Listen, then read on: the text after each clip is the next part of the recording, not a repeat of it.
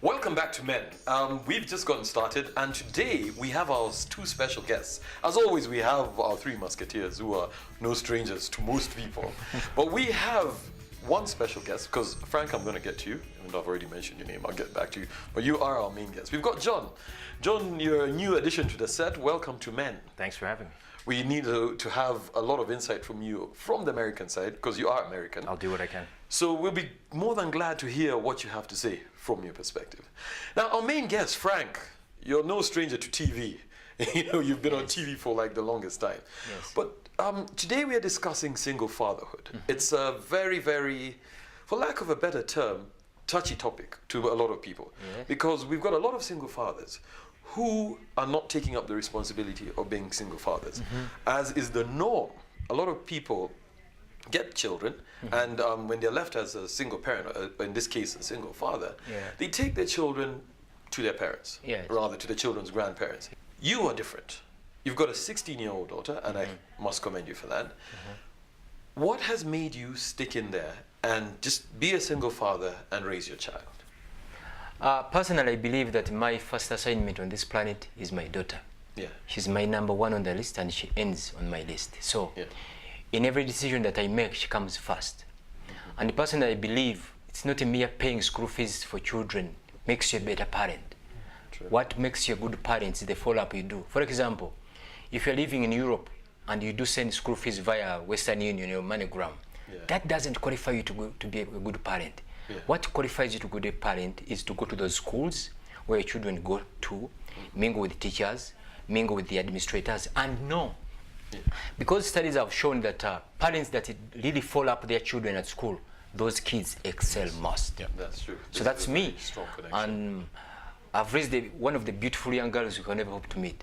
She's 16, and she knows that my first assignment in Uganda is my girl. That's why she commutes from home every day. Because I always tell her, Sheila, no matter who you'll be, even if you're the president of Uganda tomorrow, at the end of the day, you're a mother. But in Uganda here, you find corporate ladies. They have good jobs, they drive good cars, they have smartphones, latest laptops. But what they consider most is their jobs, not their families. That's the opposite of me. That's just, so now, if I may ask. So you don't have a good phone? I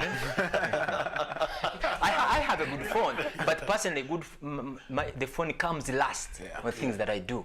Mainly the point was that our families should be our number one. Yeah, it's a drive. So, Ransom, I want to get it from your perspective.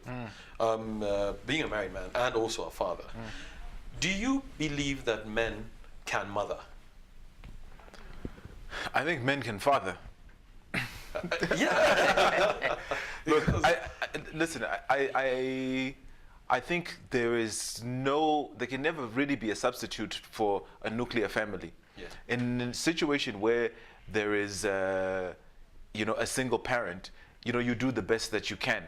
And I agree with Frank totally that your family should be the number one priority. And those the principles that he's just talked about don't just apply to a single parents, whether it's a single mother or a single father. It is across the board. So for me, it is important for us as a family, mother and father, to get as much input into our children's lives as possible. I really don't like the idea of my children learning important key things from anyone else. Like the house help or something. The house help, even. Why are you pointing at me? I said house help. No, you're not the house help, but I did not learn. I hear you learned a lot of stuff from the house help. Yeah, but the things. I mean, the issue of sex education, things like that. You need to try and be the person who's feeding into your children, and your children must know that they are your number one priority. Now, John, we want to hear from you. In the States, it's no secret, there are a lot of single parents. Are you a single parent? No, I'm not. Not a father of anyone yet. But I guarantee you, all of us here know somebody who's a single parent, and more so. Who's about to be a single parent? Oh yeah, Or a candidate. Or a candidate. Or a candidate. In this case, and we know who's ranking highest on that list, Colin here. Probability does not mean certainty. But it drives a lot towards it. So now, John, we want you to tell us, what is your experience? How are most American, and I'll be more specific, most white American single fathers taking care of the kids, or are they taking their kids to the to the grandparents to take care of them? It's hard to generalize how many are actually taking care of their kids. Okay. Yeah. What can be said is that very few actually send them to grandparents. Okay. In the States, we don't have the same kind of family network that is present here in Africa. Yeah. And so one of the two parents is likely to take care of the kids. Generally speaking, that would be the woman. There are active fathers, and with the divorce rate being as high as it is, sort of forces this kind of situation. I have seen fathers do a wonderful job trying to raise kids, sometimes with a 50-50 split with a woman, whereby each has custody during a certain period of time. And the effect varies. I've seen parents, or fathers I should say, who don't spend a lot of time with their kids, so that when they do get time with their kids, out of guilt, they'll sometimes bestow a lot of gifts on the kids to sort of make up for that. But things get done, and I don't think it's the end of the world for a child to be raised by a single parent. I've seen, look, we've had presidents in the U.S. who have been raised by single parents, Bill Clinton being a very famous one. Look how that turned out. And look how that turned out. I mean, the best thing that ever happened to him, actually, when you think about it. But I think it drove him in a way. I think sort of the psychological scar that came with that. But it's doable. There is obviously custody battles, and then you've got parents who don't want to pay child support, and that's a big problem in the U.S. In the African American community, you have a lot of fathers who are absolutely unpresent, and that does create a lot of social problems. True. Yeah, it's true. Joseph, what's your take on this? Talking about single parents, I'll give a very live example of my father. Actually, someone was asking me about my idol. I told them about my idol, and they told me, your father. They asked me if my father wasn't my idol. I told them my father is not my idol. He is my father. He has no equal. Oh, fantastic. My idol comes after my father. So when I talk about my father, some years ago they separated. My father and my mother, they separated. We're a big family. He's a typical Muganda man. What does that mean? He's a typical Muganda man. What does that mean? That sounds dangerously like a generalization.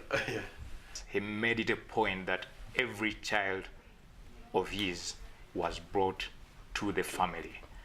And while I was growing up, because I'm the first child, when he gets tired, I became the father or the mother of those children. When I got out of home, then my brother took over. So that's how it has been. And I do not believe in taking children to their to grandparents and all that. They might go for holiday or whatever. But they have to be with their parents. One or two of them. Ranso, you got something to say? You know what? Anyone though who recognizes that they're not equipped to look after kids, and they have parents who are willing to look after them, because really what happens is, if I have been brought up by my parents and I trust them, then it's very easy to entrust my child to them if I think I'm not going to be able to give the amount of time that's necessary to that child, because it's better to do that than to have a kid who's a latchkey kid, somebody that's brought up by TV. True. So you give them DSTV and you leave them in the house. There's a maid that cooks, and they never see you because you're out partying, you're out doing your thing. And anybody that recognizes that I can't do this, it's a good decision to make. The problem is when somebody is actually capable and just doesn't want. But for me, I will disagree with him. I believe there is no parent outside there who cannot take time for his children.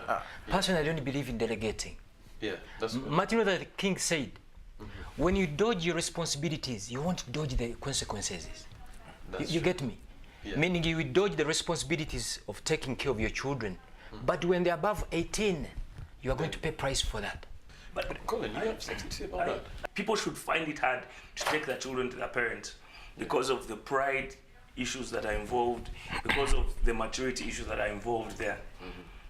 But yet, more and more today, it's becoming easier and easier to take the kids to your parents. And for me, that's an indicator of a bigger social underlying issue. Because the idea was when we grew up, you grew up, you left home, you got your house, you know, whatever happened there happened, it was your home, it was your house. You take care of your business. If you're a man, you know, you get stuck with this kid, you do the right thing. Yeah, you be a man, and if you're a girl, you figure it out. So you might get help.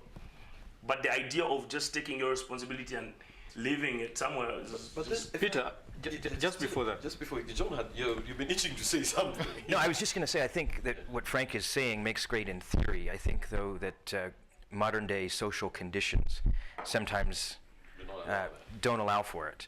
And that's why I think it's really important for someone to make sure they're ready to have a child before they do. Because there are other interests that we have. Some people have professional ambitions, in which case a kid could really get in the way of that. But John, if I may just say something where that's concerned, and especially the two, most people, and I stand to be corrected, do not plan for children. Yes. Children happen. Yeah. It's very rare, in very rare occasions, that people are in a situation where they can plan for children. Really? So, Yes. And what's sad is because we're in a situation where people actually have the information to plan. People have we're at a point in our lives where people actually have this information, but they don't. We're going to get back to you Andy, straight by after the way, break. So Frank, I'm just going to have to hold you off for 1 second, and we're just going to get back straight after the break. This is Men. We're here at the Sheraton Kampala Hotel in the presidential suite. That's how we do it. We'll be right back after the break. And don't forget, you can get to us on both Facebook and Twitter by simply following us at NTV Men. We will see you right after the break. Think about it. People don't plan for kids. They don't. And yet they have the information. No. A lot of people don't plan for their first What's kid. the percentage you think? No, even the second kid.